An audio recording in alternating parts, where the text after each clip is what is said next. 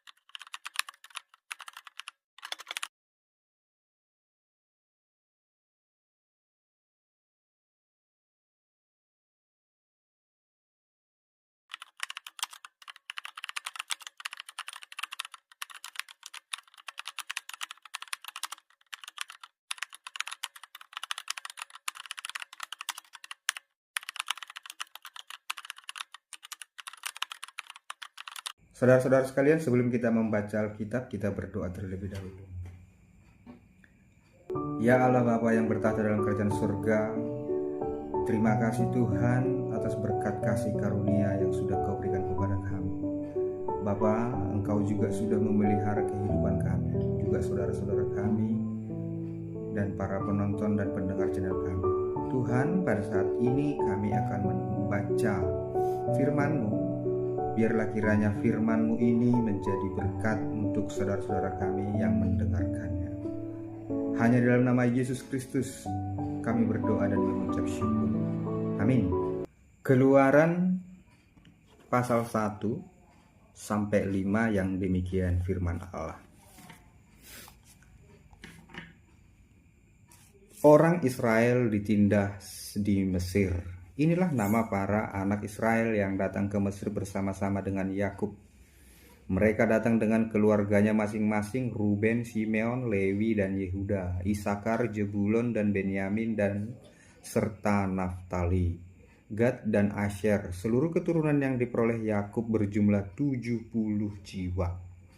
Tetapi Yusuf telah ada di Mesir. Kemudian matilah Yusuf serta semua saudara-saudaranya dan semua orang yang seangkatan dengan dia.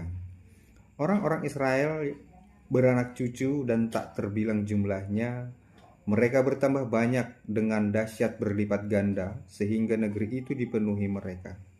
Kemudian bangkitlah seorang raja baru memerintah tanah Mesir yang tidak mengenal Yusuf. Berkatalah raja itu kepada rakyatnya, "Bangsa Israel itu sangat banyak dan lebih besar jumlahnya daripada kita. Marilah kita bertindak dengan bijaksana terhadap mereka, supaya mereka jangan bertambah banyak lagi. Dan jika terjadi peperangan, jangan bersekutu nanti dengan musuh kita dan memerangi kita, lalu pergi dari negeri ini. Sebab itu pengawas-pengawas Rodi ditempatkan atas mereka untuk menindas mereka dengan kerja paksa. Mereka harus mendirikan bagi Firaun kota-kota perbekalan, yakni Pitom dan Ramses. Tetapi makin ditindas, makin bertambah banyak dan berkembang mereka. Sehingga orang merasa takut kepada orang Israel itu. Lalu dengan kejam orang Mesir memaksa orang Israel bekerja dan memahitkan hidup mereka dengan pekerjaan yang berat, yaitu mengerjakan tanah liat dan batu bata dan berbagai-bagai pekerjaan di padang. Ya, segala pekerjaan yang dengan kejam dipaksakan orang Mesir kepada mereka itu. Raja Mesir juga memerintahkan kepada bidan-bidan yang menolong perempuan Ibrani, seorang bernama Sifra dan yang lain bernama Pua, katanya, apabila kamu menolong perempuan Ibrani pada waktu bersalin, kamu harus memperhatikan waktu anak itu lahir. Jika anak laki-laki, kamu harus membunuhnya, tetapi jika anak perempuan, bolehlah ia hidup. Tetapi bidan-bidan itu takut akan Allah dan tidak melakukan seperti yang dikatakan Raja Mesir kepada mereka dan membiarkan bayi-bayi itu hidup. Lalu Raja Mesir memanggil bidan-bidan itu dan bertanya kepada mereka, "Mengapakah kamu berbuat demikian, membiarkan hidup bayi-bayi itu?" Jawab bidan-bidan itu kepada Firaun, "Sebab perempuan Ibrani tidak sama dengan perempuan Mesir, melainkan mereka kuat. Sebelum bidan datang, mereka telah bersalin." Maka Allah berbuat baik kepada bidan-bidan itu, bertambah banyaklah bangsa itu dan sangat berlipat ganda. Dan karena bidan-bidan itu takut akan Allah, maka ia membuat mereka berumah tangga. Lalu Firaun memberi perintah kepada seluruh rakyatnya, "Lemparkanlah segala anak laki-laki yang lahir bagi orang Ibrani ke dalam sungai Nil, tetapi segala anak perempuan biarkanlah hidup." Pasal 2, Musa lahir dan diselamatkan. Seorang laki-laki dari keluarga Lewi kawin dengan seorang perempuan Lewi. Lalu mengandunglah ia dan melahirkan seorang anak laki-laki. Ketika dilihatnya bahwa anak itu cantik, disembunyikannya 3 bulan lamanya. Tetapi ia tidak dapat menyembunyikannya lebih lama lagi, sehingga diambilnya sebuah peti pandan, dipakalnya dengan gala-gala dan ter. Diletakkannya bayi itu di dalamnya dan ditaruhnya peti itu di tengah-tengah teberau di tepi sungai Nil. Kakaknya perempuan berdiri di tempat yang agak jauh untuk melihat apakah yang akan terjadi dengan dia. Maka datanglah putri Firaun untuk mandi di sungai Nil. Sedang dayang-dayangnya berjalan-jalan di tepi sungai Nil, lalu terlihatlah olehnya peti yang di tengah-tengah teberau itu. Maka disuruhnyalah hambanya perempuan untuk mengambilnya. Ketika dibukanya, dilihatnya bayi itu dan tampaklah anak itu menangis, sehingga belas kasihanlah ia kepadanya dan berkata, "Tentulah ini bayi orang Ibrani." Lalu bertanyalah kakak anak itu kepada putri Firaun, "Akan kupanggilkah bagi tuan putri seorang inang penyusu dari perempuan Ibrani untuk menyusukan bayi itu bagi tuan putri?" Sahut putri Firaun kepadanya, "Baiklah." Lalu pergilah gadis itu memanggil ibu bayi itu. Maka berkatalah putri Firaun kepada ibu itu, "Bawalah bayi ini dan susukanlah dia bagiku, maka aku akan memberi upah kepadamu." Kemudian perempuan itu mengambil bayi itu dan menyusuinya. Ketika anak itu telah besar, dibawanyalah kepada putri Firaun yang mengangkatnya menjadi anaknya dan menamainya Musa. Sebab katanya, "Karena aku telah menariknya dari air." Musa membela bangsanya, ia lari ke tanah Midian. Pada waktu itu ketika Musa telah dewasa, ia keluar mendapatkan saudara-saudaranya untuk melihat kerja paksa mereka. Lalu dilihatnyalah seorang Mesir memukul seorang Ibrani, seorang dari saudara-saudaranya itu. Ia menoleh ke sana sini dan ketika dilihatnya tidak ada orang, dibunuhnya orang Mesir itu dan disembunyikannya mayatnya dalam pasir. Ketika keesokan harinya ia keluar lagi, didapatinya 2 orang Ibrani tengah berkelahi. Ia bertanya kepada yang bersalah itu, "Mengapa engkau pukul temanmu?" Tetapi jawabnya, "Siapakah yang mengangkat engkau menjadi pemimpin dan hakim atas kami? Apakah engkau bermaksud membunuh aku sama seperti engkau telah membunuh orang Mesir itu?" Musa menjadi takut sebab pikirnya tentulah perkara itu telah ketahuan. Ketika Firaun mendengar tentang perkara itu, dicarinya ikhtiar untuk membunuh Musa. Tetapi Musa melarikan diri dari hadapan Firaun dan tiba di tanah Midian, lalu ia duduk-duduk di tepi sebuah sumur. Adapun imam di Midian itu mempunyai 7 anak perempuan. Mereka datang menimba air dan mengisi palungan-palungan untuk memberi minum kambing domba ayahnya. Maka datanglah gembala-gembala yang mengusir mereka, lalu Musa bangkit menolong mereka dan memberi minum kambing domba mereka. Ketika mereka sampai kepada Rehuel, ayah mereka, berkatalah ia, "Mengapa selekas itu kamu pulang hari ini?" Jawab mereka, "Seorang Mesir menolong kami terhadap gembala-gembala, bahkan ia menimba air banyak untuk kami dan memberi minum kambing domba." Ia berkata kepada anak-anaknya, "Di manakah ia? Mengapakah kamu tinggalkan orang itu? Panggillah dia makan." Musa bersedia tinggal di rumah itu, lalu diberikan Rehuel lah ke Zipora anaknya kepada Musa. Perempuan itu melahirkan seorang anak laki-laki, maka Musa menamainya Gersom, sebab katanya, "Aku telah menjadi seorang pendatang di negeri asing." Musa diutus Tuhan. Lama sesudah itu matilah Raja Mesir, tetapi orang Israel masih mengeluh karena perbudakan, dan mereka berseru-seru, sehingga teriak mereka minta tolong karena perbudakan itu sampai kepada Allah. Allah mendengar mereka mengerang, lalu ia mengikat kepada perjanjiannya dengan Abraham, Ishak dan Yakub. Maka Allah melihat orang Israel itu, perhatikan mereka. Pasal 3, adapun Musa ia biasa mengembara. Pasal 3, adapun Musa ia biasa menggembalakan kambing domba Jitro, mertuanya, imam di Midian. Sekali ketika ia menggiring kambing domba itu ke seberang padang gurun, sampailah ia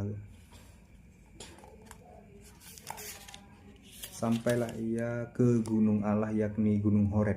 Lalu malaikat Tuhan menampakkan diri kepadanya di dalam nyala api yang keluar dari semak duri. Lalu ia melihat, dan tampaklah semak duri itu menyala, tetapi tidak dimakan api. Musa berkata, "Baiklah, aku menyimpang ke sana untuk memeriksa penglihatan yang hebat itu. Mengapakah tidak terbakar semak duri itu?" Ketika dilihat Tuhan bahwa Musa menyimpang untuk memeriksanya, berserulah Allah dari tengah-tengah semak duri itu kepadanya, "Musa, Musa." Dan ia menjawab, "Ya Allah." Lalu ia berfirman, "Janganlah datang dekat-dekat, tinggalkanlah kasutmu dari kakimu, sebab tempat di mana engkau berdiri itu adalah tanah yang kudus." Lalu ia berfirman, "Akulah Allah ayahmu, Allah Abraham, Allah Ishak dan Allah Yakub." Lalu Musa menutupi mukanya sebab ia takut memandang Allah. Dan Tuhan berfirman, "Aku telah memperhatikan dengan sungguh kesengsaraan umatku di tanah Mesir, dan aku telah mendengar seruan mereka yang disebabkan oleh pengerah-pengerah mereka. Ya, aku mengetahui penderitaan mereka, sebab itu aku telah turun untuk melepaskan mereka dari tangan orang Mesir dan menuntun mereka keluar dari negeri itu ke suatu negeri yang baik dan luas, suatu negeri yang berlimpah-limpah susu dan madunya, ke tempat orang Kanaan, orang Het, orang Amori, orang Feris, orang Hewi, dan orang Yebus. Sekarang seruan orang Israel itu telah sampai kepadaku. Juga telah kulihat betapa kerasnya orang Mesir menindas mereka. Jadi sekarang pergilah, aku mengutus engkau kepada Firaun untuk membawa umatku orang Israel keluar dari Mesir." Tapi Musa berkata kepada Allah, "Siapakah aku ini, maka aku yang akan menghadap Firaun dan membawa orang Israel keluar dari Mesir?" Lalu firman-Nya, "Bukankah aku akan menyertai engkau? Inilah tanda bagimu bahwa aku yang mengutus engkau. Apabila telah membawa bangsa itu keluar dari Mesir, maka kamu akan beribadah kepada Allah di gunung ini." Lalu Musa berkata kepada Allah, "Tetapi apabila aku mendapatkan orang Israel dan berkata kepada mereka, 'Allah nenek moyangmu telah mengutus aku kepadamu,' dan mereka bertanya kepadaku, 'Bagaimana tentang namanya?' apakah yang harus kujawab kepada mereka?" Firman Allah kepada Musa, "Aku adalah Aku." Lagi firman-Nya, "Beginilah kau katakan kepada orang Israel itu, Akulah Aku telah mengutus aku kepadamu." Selanjutnya berfirmanlah Allah kepada Musa, Beginilah kau katakan kepada orang Israel, Tuhan Allah nenek moyangmu, Allah Abraham, Allah Ishak, Allah Yakub, telah mengutus aku kepadamu, itulah namaku untuk selama-lamanya, dan itulah sebutanku turun-temurun. Pergilah, kumpulkanlah para tua-tua Israel dan katakanlah kepada mereka, Tuhan Allah nenek moyangmu, Allah Abraham, Ishak dan Yakub telah menampakkan diri kepadaku, serta berfirman, aku sudah mengindahkan kamu, juga apa yang dilakukan kepadamu di Mesir. Jadi aku telah berfirman, aku akan menuntun kamu keluar dari kesengsaraan di Mesir, menuju negeri orang Kanaan, orang Het, orang Amori, orang Feris, orang Hewi, dan orang Yebus, ke suatu negeri yang berlimpah-limpah susu dan madunya. Dan bila mana mereka mendengarkan perkataanmu, maka engkau harus beserta para tua-tua Israel pergi kepada Raja Mesir, dan kamu harus berkata kepadanya, Tuhan Allah orang Ibrani telah menemui kami. Oleh sebab itu izinkanlah kiranya kami pergi ke padang gurun 3 hari perjalanan jauhnya untuk mempersembahkan korban kepada Tuhan Allah kami.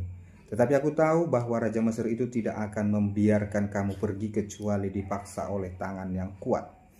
Tetapi aku akan mengacungkan tanganku dan memukul Mesir dengan segala perbuatan yang ajaib yang akan kulakukan di tengah-tengahnya. Sesudah itu ia akan membiarkan kamu pergi, dan aku akan membuat orang Mesir bermurah hati terhadap bangsa ini, sehingga apabila kamu pergi, kamu tidak pergi dengan tangan hampa.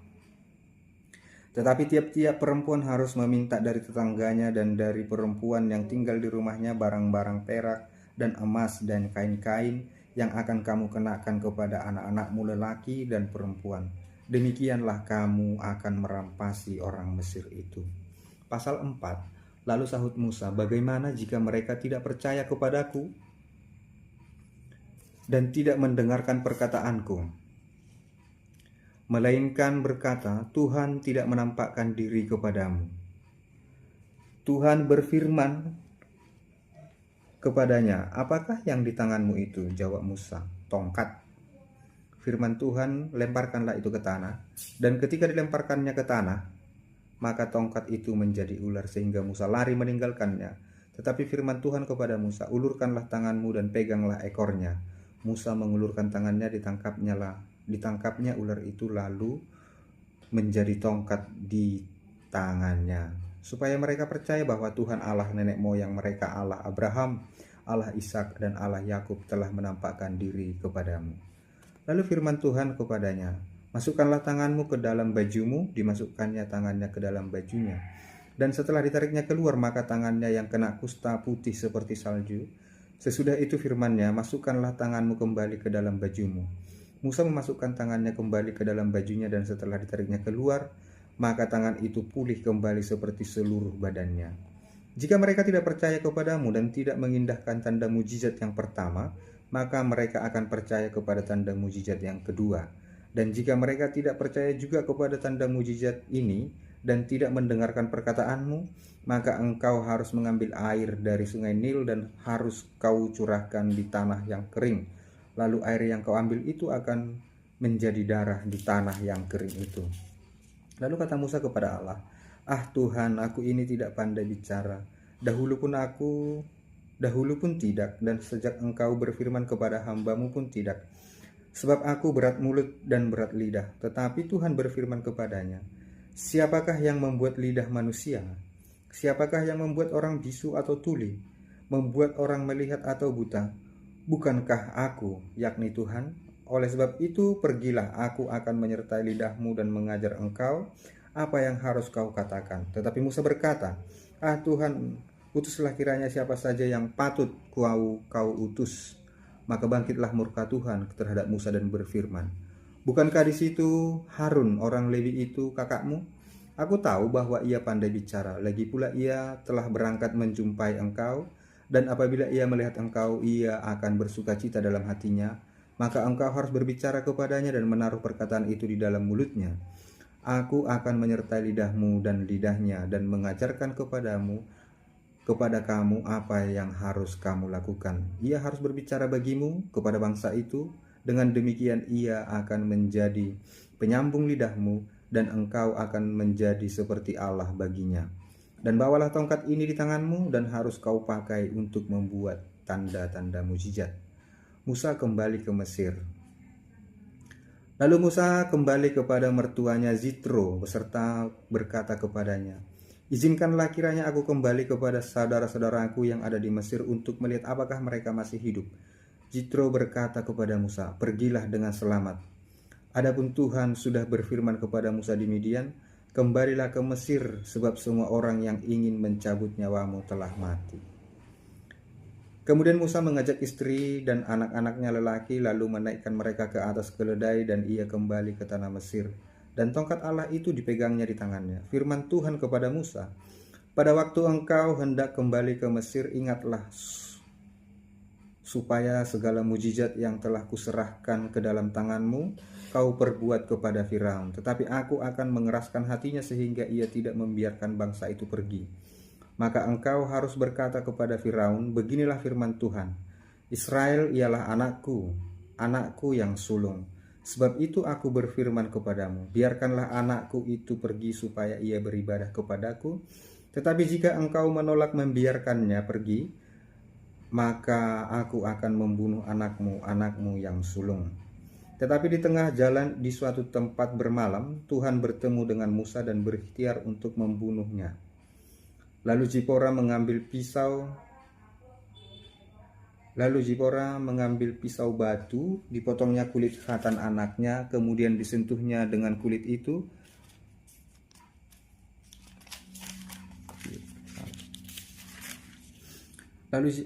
Tetapi di tengah jalan di suatu tempat bermalam, Tuhan bertemu dengan Musa dan berikhtiar untuk membunuhnya. Lalu Zipora mengambil pisau batu, dipotongnya kulit khatan anaknya, kemudian disentuhnya dengan kulit itu kaki Musa sambil berkata, "Sesungguhnya engkau pengantin darah bagiku."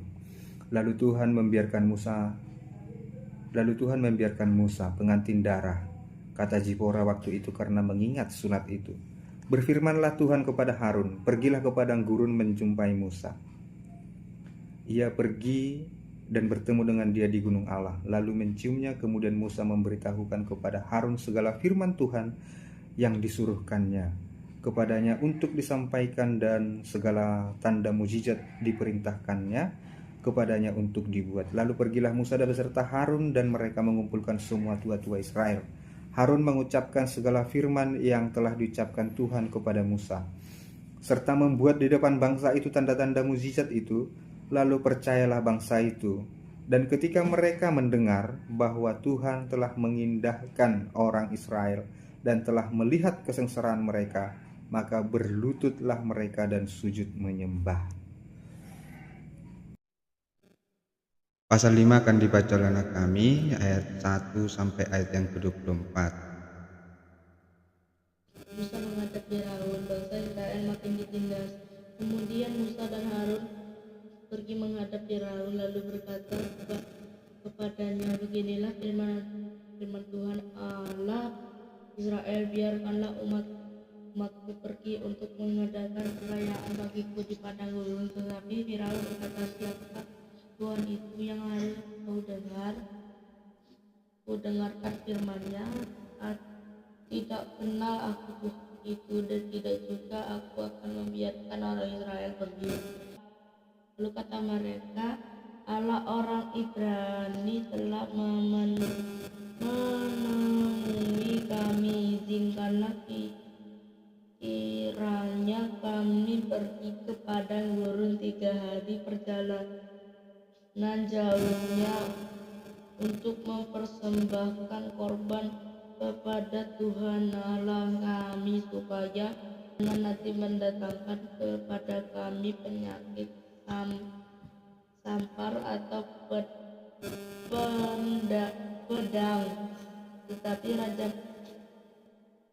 Tetapi Raja Mesir berkata kepada mereka, "Musa dan Harun, mengapakah kamu bawa-bawa bangsa ini melalaikan pekerjaannya?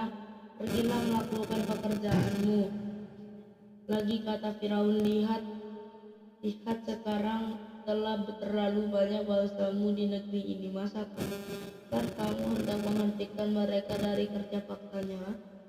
Pada hari itu juga Firaun memerintahkan kepada pengerah-pengerah bangsa itu dan kepada mandur-mandur mereka sendiri, tidak boleh lagi kamu memberikan jerami kepada bangsa itu untuk membuat batu bata seperti sampai sekarang. Biarlah mereka sendiri yang pergi mengumpulkan jerami, tetapi jumlah batu bata yang harus dibuat mereka sampai sekarang bebankanlah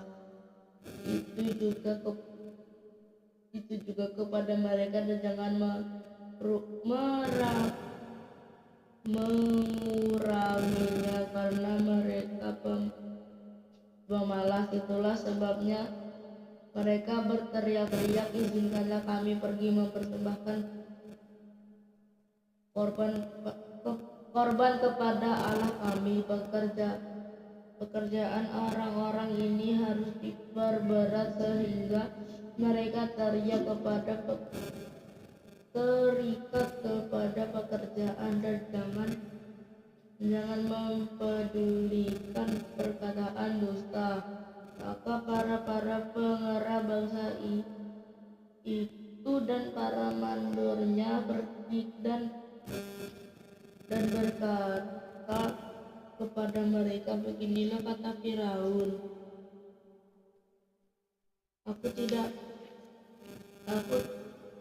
Aku tidak memberi jerami lagi kepadamu. Pergilah kamu sendiri mengambil jerami di mana saja kamu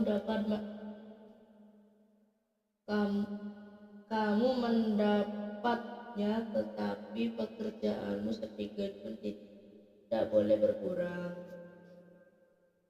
Lalu berseraklah bangsa itu ke seluruh tanah Mesir itu mengumpulkan tunggul gandum sebagai pengganti jerami, dan pengerah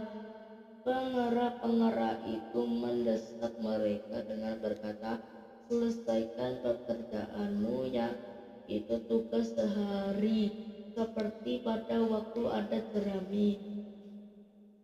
Lalu pengarah-pengarah Firaun memukul mandur-mandur Israel yang mereka angkat sambil bertanya, mengapakah kamu pada hari ini tidak selesaikan jumlah batu bata yang harus kamu buat seperti kemarin? Sesudah itu pergilah para mandur Israel kepada Firaun dan mengadukan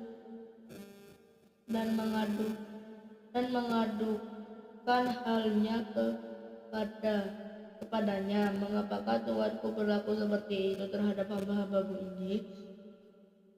Jerami tidak diberikan lagi kepada hamba-hambamu ini, tetapi walaupun begitu kami diberitakan, buatlah batu bata dan dalam pada itu hamba-hambamu ini dipukuli, padahal rakyat Tuhan pula yang bersalah. Tetapi ia berkata, pemalas, itulah sebabnya kamu berkata, izinkanlah kami pergi mempersembahkan korban kepada Tuhan. Jadi sekarang pergilah bekerja, jerami tidak akan diberikan lagi kepadamu, tetapi jumlah batu bata yang sama harus kamu serahkan. Maka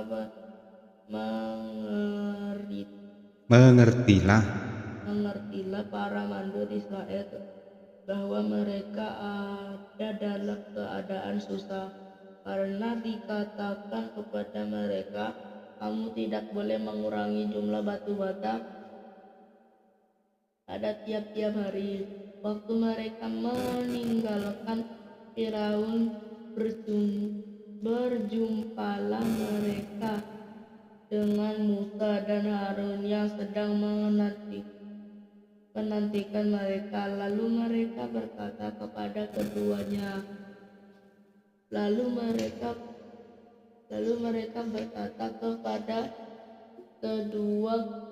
keduanya. Kiranya Tuhan memperhatikan perbuatanmu dan menghukumkan kamu, karena kamu telah membusukkan nama kami kepada Firaun dan hamba-hambanya, dan dengan demikian kamu telah memberikan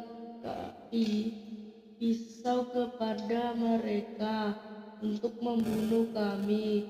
Lalu Musa kembali menghadap Tuhan, katanya, Tuhan, mengapakah kau perlakukan umat ini begitu bengis? Mengapa pula aku yang kau utus? Sebab sejak itu aku pergi menghadap Firaun untuk berbicara atas namamu. Dengan jahat diperlakukannya umat ini, dan engkau tidak melepaskan umatmu sama sekali. Tetapi Tuhan berfirman kepada Musa, sekarang engkau akan melihat apa yang akan kau lakukan kepada Akan kulakukan. Ulangi dari Tetapi Tuhan berfirman kepada Musa, sekarang engkau akan melihat